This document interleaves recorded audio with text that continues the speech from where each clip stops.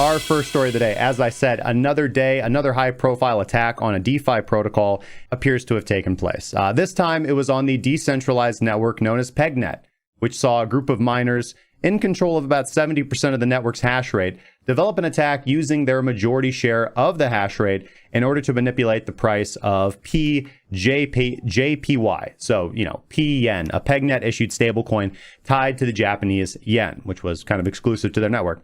By submitting fake data to the network, the scheme managed to inflate a target wallet balance from about only $11 of JPY to about $6.7 million worth of assets. But it seems the attackers weren't able to actually liquidate their funds, that is, pulled them off of the exchange, and they moved right along. So let's take a closer look at what actually happened. PegNet, where this went down, is a decentralized network built on top of the Factom protocol, and it aims to provide users with a decentralized stablecoin marketplace, all pegged to various assets, including fiat currencies, commodities, and others, even cryptocurrencies such as Bitcoin. So this is from GitHub. So one developer writing in a GitHub blog post detailed the complete attack on PegNet, describing the 4 mining entities who collaborated on a type of 51% attack together on the network. And to be more specific, what these bad actors / miners actually did was centered around manipulating the price of a stablecoin, backed by the Japanese yen that the platform called pJPY. It's a tongue twister. Miners on the network typically collect price data from several oracles and APIs before they submit it to the network, and that information is added to the blockchain. Each block requires about 50 independent data points to base transactions upon. In this attack, however, the rogue miners were responsible for submitting 35 of the top 50 price submissions. The remaining 15 price feeds were dropped in favor of values being provided by these miners who had the majority share. And over the course of about 20 minutes, with their operation beginning, starting with a wallet balance of just $11 worth of these JPY tokens, the manipulated price data skewed the exchange rate of the token to the pUSD rate being provided to the protocol, with pUSD being another US pegged stablecoin on the PegNet platform. Now, with the operations on the wallet balance completed using the falsified data, their wallet balance surged to more than $6.7 million in the pUSD stablecoin token value of the pUSD stablecoin token. But in order to get the funds washed and onto an exchange for sale, the attackers immediately tried to convert their pUSD trove into the network's native peg token. However, this is where they were stopped.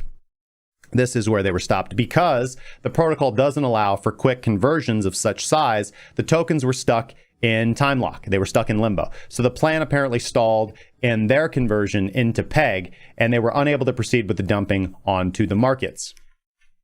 So, foiled by their own ingenuity. So David Johnston, one of the leading figures behind PegNet, confirmed the 51% attack was deployed, but due to the protocol's safety features, the conversion was paused, and the attackers inevitably decided that the best course of action was to merely burn their peg balance by sending their balance into the network's burn address. So they manipulated these funds and they just burned them. Still, there are some unanswered questions surrounding this whole attack. Was it a single entity behind the attack, or did an actual group of miners collude to execute this scheme?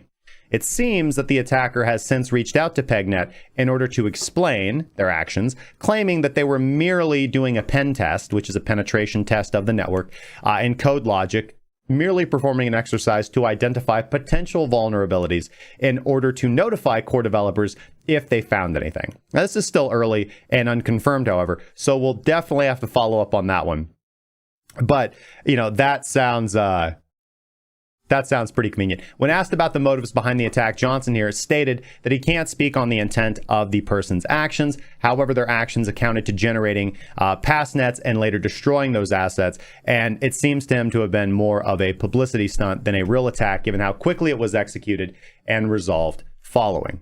Now, the attacker's decision to merely burn the falsely generated assets seems to roughly mirror what we saw go down with the D-Force hacker, the one who drained that protocol for $25 million over the weekend, after learning that authorities had obtained his IP address.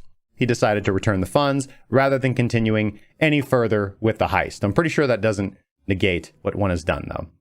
So Johnson insists that PegNet is going to be reviewing some of their oracle mechanisms in order to ensure that they're able to withstand a 51% attack like this if it were to be attempted again. He also said that users' funds are SAFU, if we would, and were never in danger because PegNet has no reserve or collateral held in a pool. There were no common user funds to drain. Unlike the D-Force network, it seems, the attackers were only able to manipulate their own wallet balance through attacking the data feeds of Oracle inputs. Well, of course, if you can modify the value of the ticker symbol on the right-hand side, the quote pair, well, you can grossly inflate the value of what's on the left-hand side. Now, Johnson said that as DeFi grows, more dangerous attacks will follow in time. Of course it will. This is probably just the beginning, as there is more monetary value. And we saw this with Bitcoin, right? We saw this with Bitcoin for the longest time, and still to this day, right? You have a decentralized currency that you cannot call a bank from because there is no central point of control. If you can steal those funds, they are irrevocably stolen, right? And nobody can steal them from you unless they're smarter than you, right? So it seems a hacker's delight is to attempt to get Bitcoin. This is why security is absolutely important, right? So for individuals who are not at the top of their game when it comes to computer security in general, right? For those who aren't familiar with the intricacies of the blockchain, the best thing for you guys to do is to utilize cold storage and to just follow best practices, right? There are, we've made videos on this. There are hundreds of videos here on YouTube. There are lots of guides on the internet about how to properly secure your BTC funds. And again, as I've said, I fully support a decentralized finance. I think that it is certainly the future. However, I do want to caution people in locking up hundreds of thousands, if not millions of dollars on these platforms because there's a lot of risk in that. Whereas, I would argue that something like Bitcoin has proven itself to be fairly safe. But again, the more convoluted and complicated you get with that as well. So let me know what you guys think down in the comment section down below.